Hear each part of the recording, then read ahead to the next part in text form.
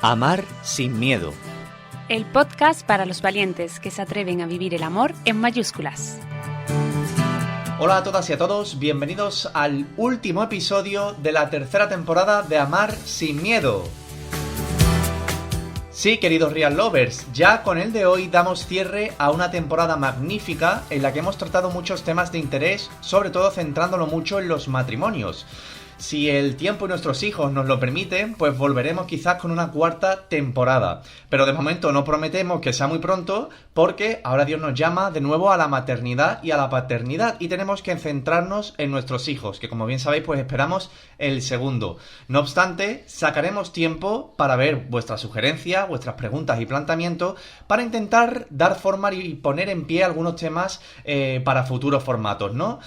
Y en el episodio de hoy, al igual que hicimos con anteriores temporadas, pues vamos a optar por un formato fresco, un formato dinámico a modo de recopilación y de forma muy resumida. Es decir, vamos a abordar los temas que hemos analizado durante todo este tiempo, durante toda esta temporada, de manera muy sintetizada. Así, si acabas de aterrizar en estos podcasts, pues puedes hacerte una idea de lo que hablamos y luego escuchar aquellos episodios pues que más te llamen la atención. Y para aquellos Real Lovers que están suscritos y siguen nuestro contenido cada 2 semanas, este episodio, que es ya el último, pues les va a servir de repaso y de machaque para afianzar algunas ideas. Pero antes de empezar queremos recordaros que podéis escuchar todos los episodios de esta y de las temporadas anteriores de forma totalmente gratuita y fácil en las distintas plataformas de audio, en iVoox, Spotify, Google Podcast y YouTube, así como en la web Archisevilla Siempre Adelante. También podéis contactar con nosotros en las redes sociales de la Delegación para la Pastoral con los Jóvenes y en el correo info.amarsinmiedo@gmail.com. Y si os gusta nuestro contenido y queréis, pues como siempre os decimos, animarnos a continuar con este proyecto, podéis ayudarnos mucho compartiendo los episodios con el boca a boca, con vuestras parejas, vuestros amigos, en el grupo de WhatsApp de la parroquia, de la hermandad, porque eso nos ayuda a crecer y a difundir este Real Love al que Dios nos llama. Y sin más dilación vamos a empezar con este formato de preguntas-respuestas. Y la primera, que se centra sobre todo en el primer episodio que tratamos en esta tercera temporada, es cómo saber si estamos preparados para casarnos. Pues bien, en este episodio elaboramos una lista de tips que a muchos pues os han ayudado para discernir si vuestra pareja es la indicada para casaros y si ha llegado el momento. Y los vamos a recordar. El primero era que nunca vais a estar preparados del todo. Es decir, es importante entender, sí, que es el sacramento del matrimonio, a qué te comprometes y hay que formarse en consecuencia. Por tanto, no vamos a llegar al matrimonio pleno, sino que de algún modo el matrimonio es algo que nos va a ir planificando, ¿no? Porque estamos respondiendo a esa vocación, a esa llamada de Dios, que es para nosotros la santidad y la felicidad. Por otra parte, corazón versus razón, es decir, hablábamos de que las decisiones no pueden estar movidas solo por los sentimientos, sino que hay que tener en cuenta también la razón, porque cuando decides casarte estás comprometiéndote precisamente a amar a la otra persona cada día, es decir, a quererla para siempre.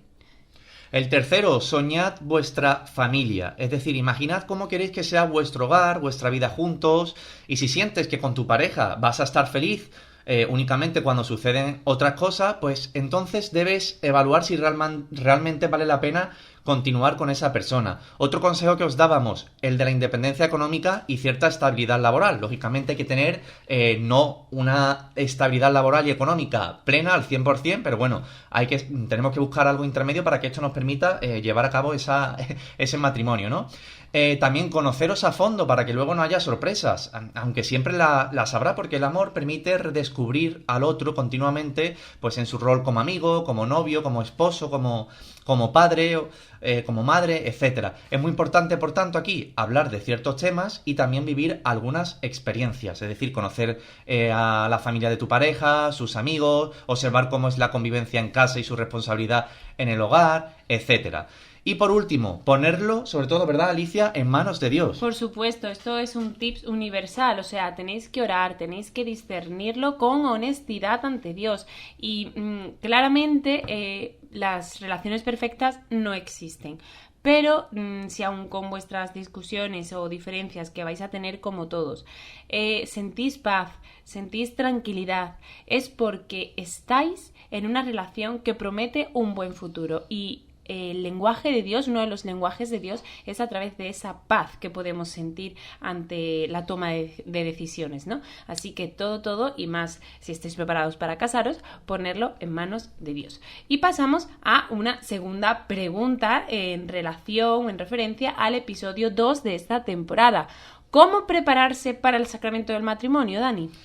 Pues bien, en el episodio 2, como mencionaba Alicia, hicimos bastante hincapié en cómo muchas parejas se centran en preparar la boda, la celebración, pero no preparan sus corazones, es decir, el amor mutuo y su formalización.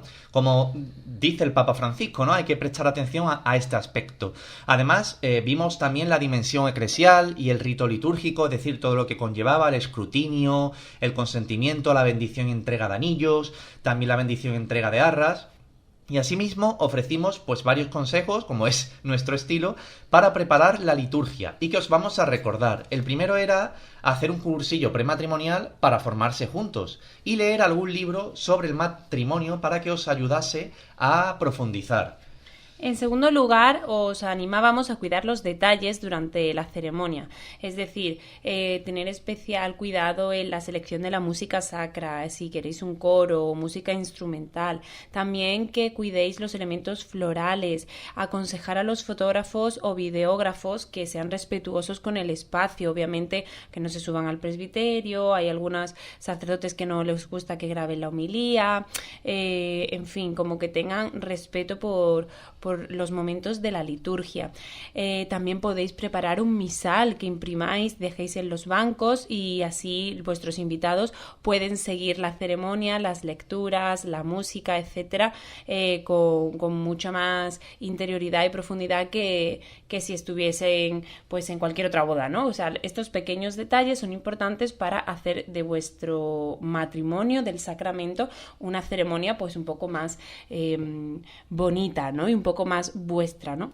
En tercer lugar, ¿cómo preparar este sacramento? Como decíamos, ¿qué otro tips dábamos? Pues escribir una monición de entrada para meter de lleno a los asistentes en el sentido de este sacramento. Y de igual forma, o sea, preparar toda la liturgia, no solo esta monición de entrada, sino también las ofrendas, una vela, alguna tradición familiar, no sé, como que meditaseis muy bien cada una de las decisiones que vais a tomar en relación a la liturgia, que lo hablaseis con el sacerdote que os vaya a casar, para que sea muy vuestro y para que todo tenga un sentido que os refleje y os acerque a Dios, ¿no?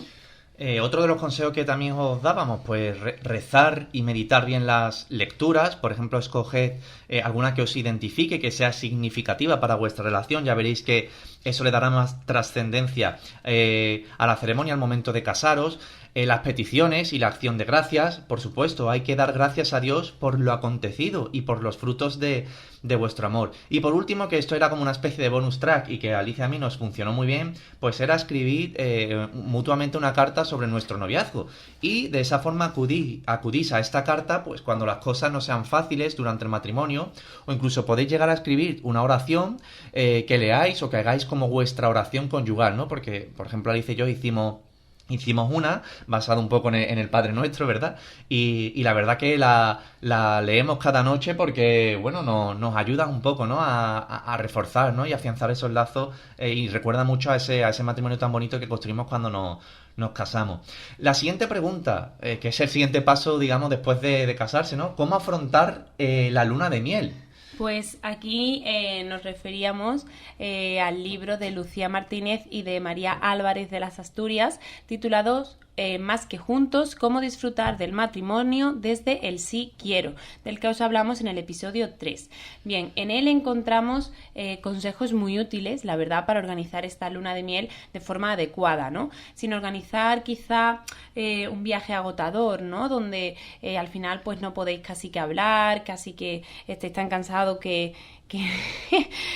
podéis incluso discutir, ¿no? Entonces, aquí os animábamos, al igual que en el libro lo hacen, a fomentar ante todo la conversación, a desconectar del mundo y conectar entre vosotros, ¿no? No cargar, como decía antes, vuestros días de luna de miel de planes, de excursiones, porque como insisto, si estáis tan agotados, pues probablemente no querréis casi que hablar, estaréis de mal humor, muy cansados, y también será más difícil encontrar el tiempo y las ganas para intimar de forma sexual, ¿no?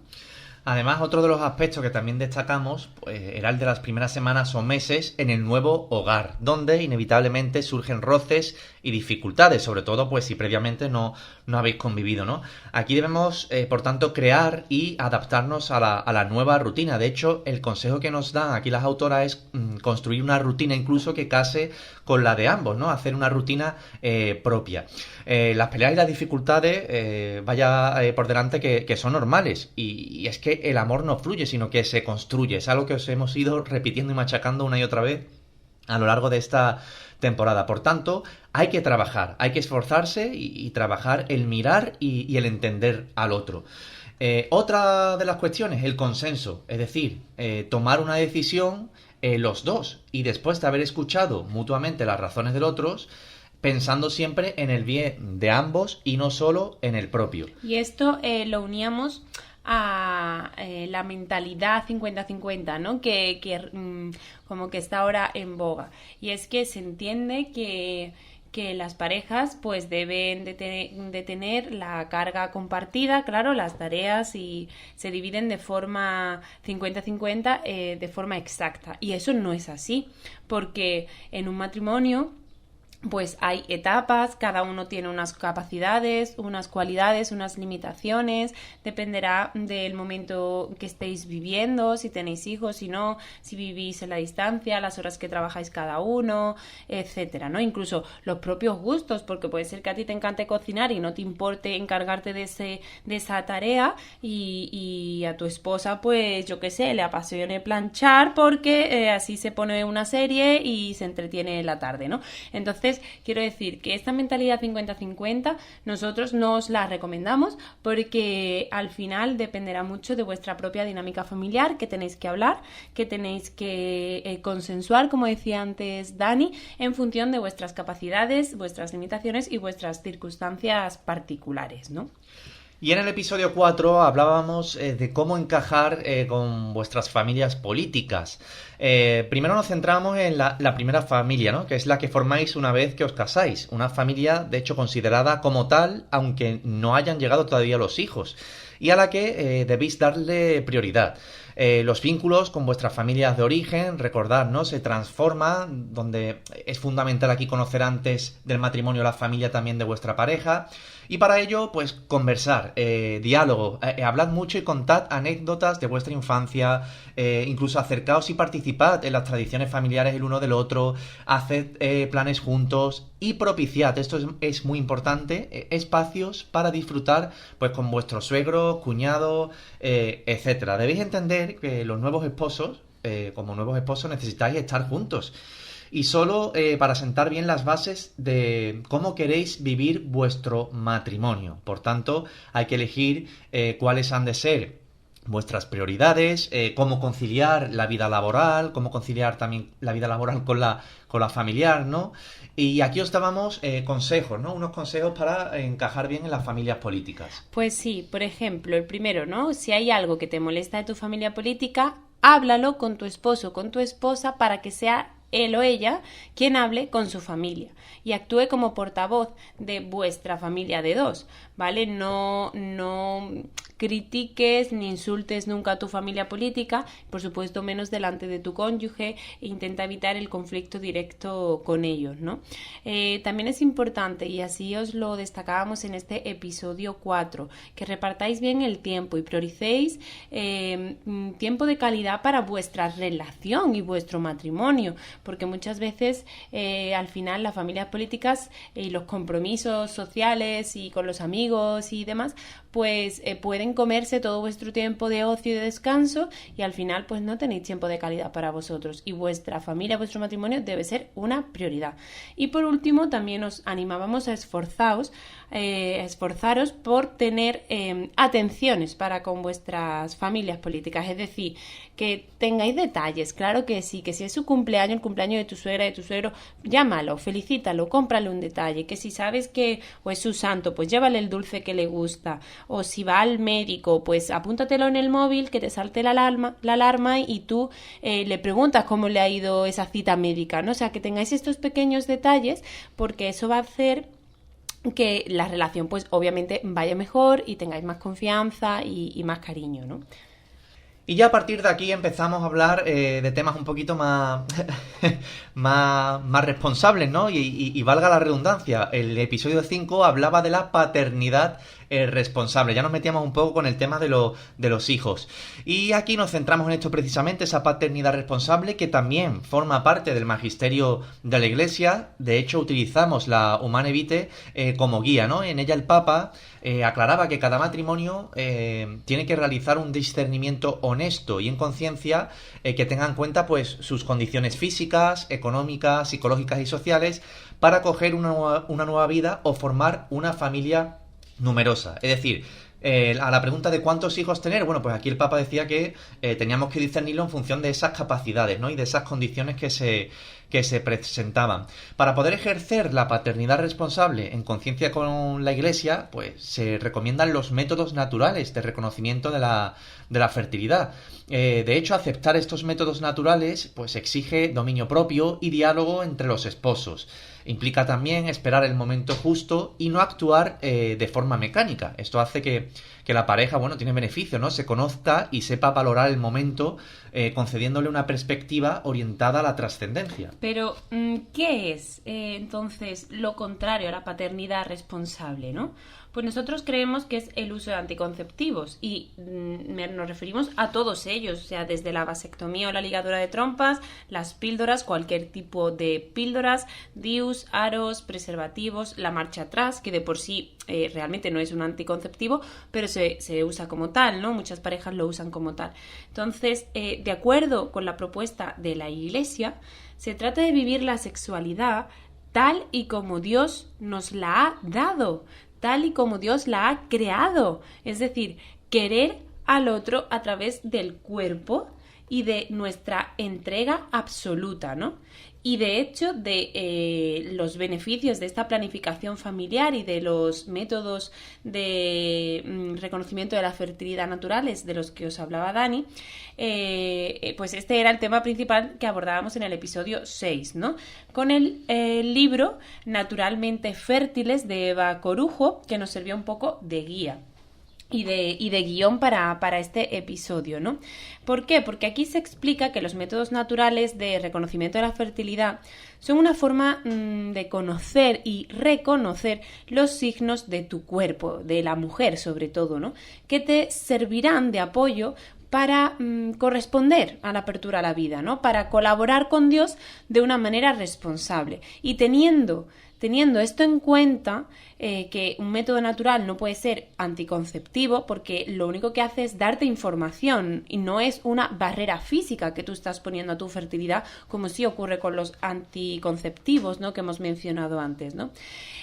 Sin embargo, también os advertíamos en este episodio 6 de la tercera temporada de Amar Sin Miedo que la mentalidad que le demos a esta planificación familiar natural y a estos métodos de reconocimiento de la fertilidad sí pueden ser una mentalidad anticonceptiva, ¿no?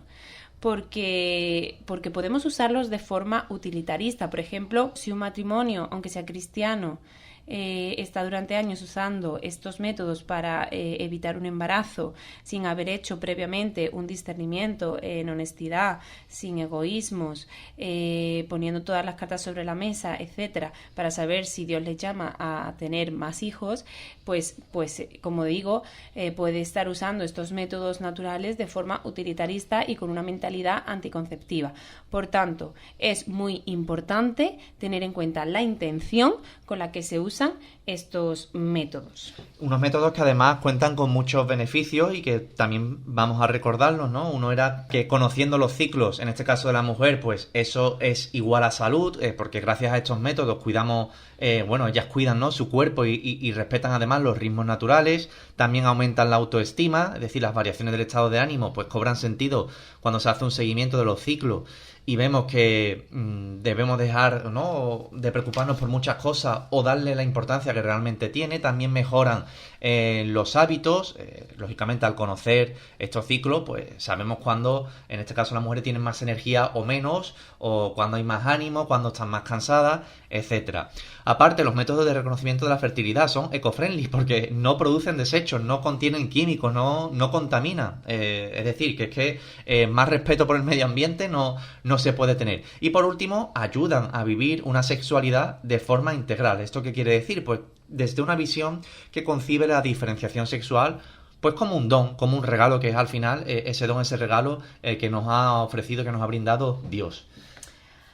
Y después de todo esto, ¿qué pasa si los hijos no llegan?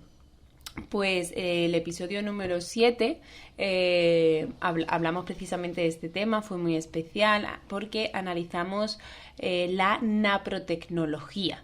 ¿Qué es la napro? Pues es un estudio médico que se basa en el conocimiento endocrino principalmente del funcionamiento hormonal de la mujer y de su relación al ciclo menstrual y en el estudio de las múltiples causas que pueden estar afectándolo, ¿no? Y que a su vez provocan que no se llegue a producir la concepción o que se produzcan abortos espontáneos.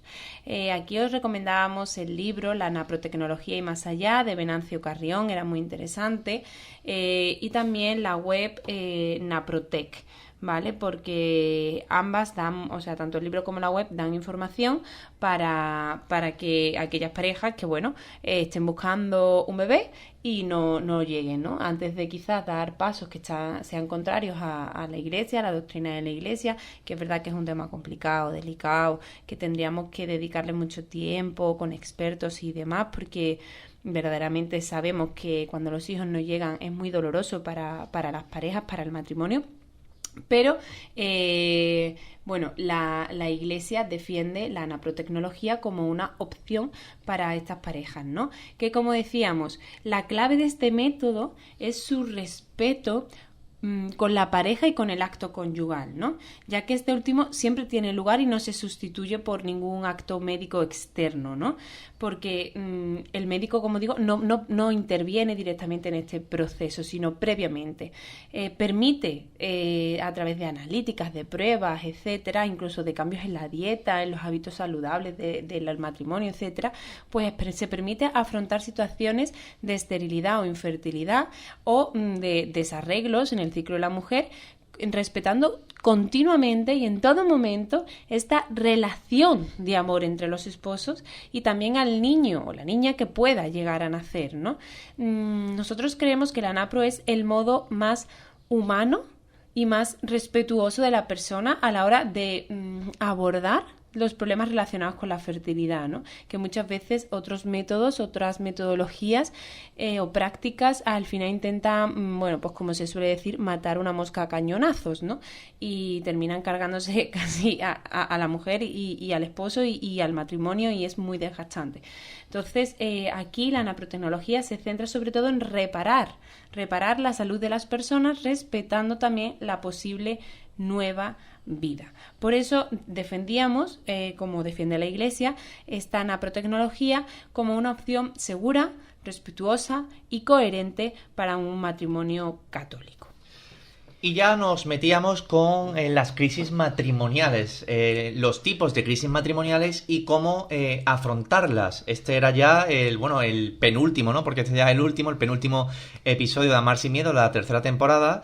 Y empezábamos hablando de esas crisis matrimoniales, pues que son situaciones difíciles y dolorosas que pueden ocurrir en cualquier relación, y a menudo las parejas pues atraviesan momentos de tensión y estrés que pueden afectar a su relación. Y en otros casos pues estas situaciones pueden desencadenar también esas crisis matrimoniales. Vimos dos tipos, las normativas y las no normativas. Las normativas pues son aquellas que resultan normales o habituales en el crecimiento y maduración de la pareja. De hecho, podemos decir que si el matrimonio va bien, es bueno que surjan y se entienden de hecho como una oportunidad o un cambio. Algunas de ellas, pues bueno, la emancipación, ¿no? Esas crisis que surgen cuando se emancipan las parejas jóvenes, es decir, cuando rompemos el vínculo directo con nuestras familias de origen. Otra es con la llegada del primer hijo y los primeros años de vida del mismo, de los hijos. Lo importante aquí, pues, os decíamos que era poner en práctica claves como estar disponibles y receptivos para el otro o incluso implicarnos emocionalmente. Otra de las crisis de los matrimonios son las que tienen hijos adolescentes, ¿no? O jóvenes, o incluso la salida de los hijos del hogar. Aquí ya os hablábamos también de que en cada crisis hay que cuidar 3 roles fundamentales, que son el personal, el conyugal y el paternal, porque muchas veces pues nos centramos en uno de esos roles, dejamos a un lado a los otros 2 y cuando llega el momento de recuperarlos, pues nos encontramos, ¿no?, oxidados, ¿no? Que esos roles han quedado ahí en desuso y ya no es tan fácil y surgen pues ciertos roces, surgen ciertos conflictos y ciertas disputas, ¿no? Y por otro lado hablamos de las crisis no normativas, es decir, son crisis que no son habituales, que no las pasan todas las parejas, ¿no? Y que suelen poner en jaque al matrimonio. Había muchas, o hablamos de muchas, ¿no? La primera, por ejemplo, que era muy típica y que se encontraba sobre todo al inicio del matrimonio, que era el error en la comprensión de lo que es el amor. Y con esto nos referimos a que ahora hay personas que se casan realmente sin saber lo que es el amor, teniendo una idea muy provisionalista del amor, ¿no? De todo lo que hemos hablado en estas 3 temporadas, del fake love, de un amor de posesión, de los celos, de un amor romántico o quizás de un amor egoísta que no se sacrifica, que no da la vida por el otro, que no se entrega, ¿no? Entonces, verdaderamente, esta crisis, para evitarla, lo importante sería tener un buen noviazgo, ¿vale? Y una formación adecuada para entender qué es el amor y para entender qué es el sacramento del matrimonio, ¿no? Pero bueno, si se da durante el matrimonio, que normalmente, como digo, son los primeros años, pues también que tuvieran un buen acompañamiento y ver el testimonio de otros matrimonios que les puedan acompañar, ¿no? Otra crisis no normativa, como decimos, son aquellas que no les pasa a todos los matrimonios, que no son tan normales, es la rutina. ¿Por qué? Porque obviamente todos vamos a tener rutina en nuestras vidas, ¿vale? Eso es así, de hecho no es ni malo tener rutina. La rutina nos da estabilidad, nos da seguridad, pero no debemos confundirla con momentos de hastío, momentos de desesperanza, momentos de indiferencia, ¿no? Entonces, ¿qué os recomendábamos en este sentido para evitar este desgaste por la convivencia y evitar esta monotonía? Pues os animábamos a crear espacios para romper esta rutina, para dotar la vida de proyectos y buscar las cosas positivas que tenéis como matrimonio y potenciarlas, ¿no? Además de cuidar las pequeñas cosas, los pequeños detalles cotidianos, ¿no? Que eso también lo hemos dicho en muchos episodios. Hay otras muchas, ¿no? La falta de autoconocimiento. Esta crisis quizás pues se da al inicio del matrimonio, pero ya os decíamos que si hay comunicación sincera, fluida entre ambos cónyuges, ¿no? En la pareja o incluso desde el noviazgo, pues es difícil que estas crisis salgan a la luz. El autoconocimiento es muy importante, lo hemos venido también repitiendo y tenemos episodios de la primera temporada, de hecho, dedicados a este tema, ¿no? Al autoconocimiento. Las infidelidades, donde ya desglosábamos 2 tipos de ellas. Por un lado están las emocionales, que son aquellas pues que buscan vincularse de forma íntima con alguien que no es tu cónyuge y se provocan encuentros, ¿no? Conversaciones profundas con esa tercera persona donde se comparten miedo, sentimientos, inquietudes. Es decir, esa tercera persona le estamos asignando el rol que debería tener tu pareja, ¿no? Tu cónyuge. Entonces, ojo aquí, cuidado, porque esto se considera una infidelidad de tipo emocional. No deja de ser una relación exclusiva y privada que está compitiendo con tu cónyuge, ¿no? Y ahí hay cierto enganche emocional. Y por otro, la más conocida quizá, pues la sexual, ¿no?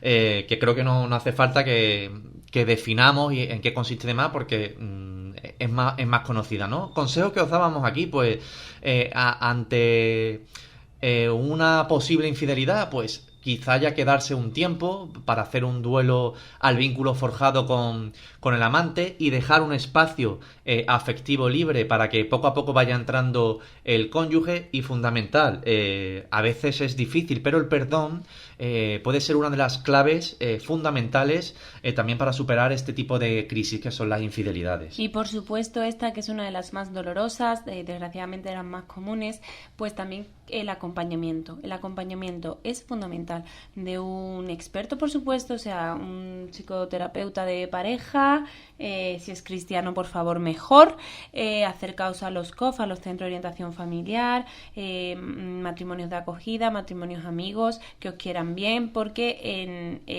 verdaderamente son crisis dolorosas, difíciles y que sin duda podéis superar, pero necesitaréis probablemente mucha ayuda y mucho acompañamiento, ¿no?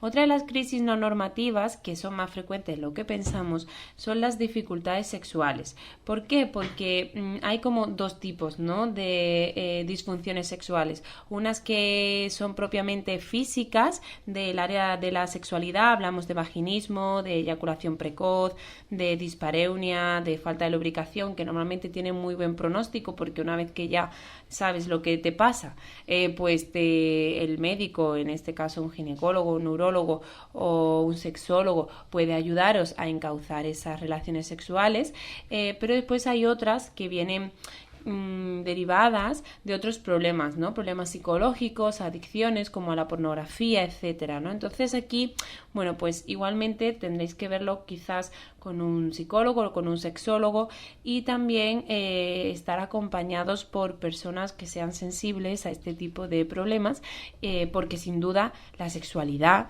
es muy importante en el matrimonio y también debéis cuidarla. Entonces, igual que os hemos hablado antes de otras crisis que por falta de comunicación o por exceso de rutina y de monotonía, pues podéis tener un problema en el matrimonio. Si no cuidáis la sexualidad, también podéis separaros. Entonces, eso lo tenéis que atender, ¿no?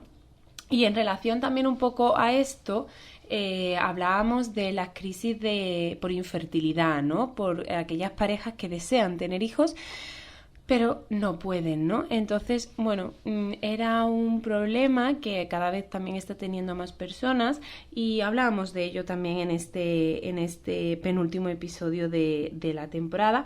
Así que si ese es vuestro caso, os animamos a escucharlo para que podáis quizás buscar o bien soluciones o bien herramientas para afrontar esta crisis no normativa. Sea como os fuese, os animamos, si no estáis bien en vuestra relación, pero os amáis y queréis amaros, que es lo importante, y cumplir esa promesa que le habéis hecho al otro ante Dios y ante la Iglesia, que vayáis a un centro de orientación familiar, que lo habláis con algún sacerdote amigo, con alguna pareja, algún matrimonio que, como digo, os quiera bien, que sea referente para vosotros, para que os ayuden a poneros en camino de reconciliación, porque de todo se sale con el amor real del que tanto os venimos hablando. Y bueno, Real Lovers, pues con este episodio de hoy terminamos la tercera temporada de Amar sin Miedo, en el que, bueno, hemos terminado de repasar pues todos estos episodios que hemos llevado a cabo, esas temáticas tan interesantes que hemos abordado, y ha sido un placer, en nombre de Alicia y mío, pues haber estado aquí una temporada más con todos vosotros. Muchísimas gracias por vuestra confianza, muchas gracias por estar ahí al otro lado de los auriculares o de los altavoces, y esperamos volver con una cuarta temporada, que será lo que Dios quiera, pero sobre todo eso, esperamos que este contenido os ayude a jóvenes y no tan jóvenes a descubrir el amor que el Señor nos tiene preparado, que el Señor quiere que sintamos, que el Señor quiere que vivamos, porque verdaderamente es a lo que estamos llamados y lo que nos puede hacer felices y hacer santos.